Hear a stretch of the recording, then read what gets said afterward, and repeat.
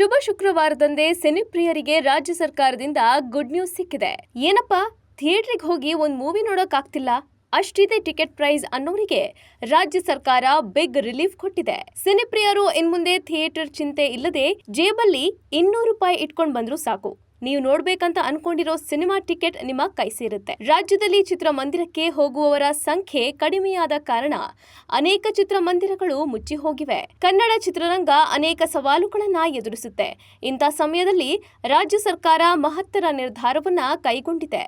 ಹೌದು, cinema ticket ದರ ದುಬಾರಿ ಆಗ್ತಿರುವ ಕಾರಣ ಅನೇಕರು ಚಿತ್ರಮಂದಿರಕ್ಕೆ ಹೋಗಲು ಹಿಂದೇಟು ಹಾಕ್ತಿದ್ರು. ಅದರಲ್ಲೂ ಪರಭಾಷಾ ಸಿನಿಮಾಗಳು ಕರ್ನಾಟಕದಲ್ಲಿ ರಿಲೀಸ್ ಆಗುತ್ತೆ ಅಂದ್ರೆ ಟಿಕೆಟ್ ದರ 500ರಿಂದ ಆರಂಭವಾಗಿ ₹1,000ವರೆಗೂ ತಲುಪಿದ ಉದಾಹರಣೆಗಳು ಸಹ ಇವೆ.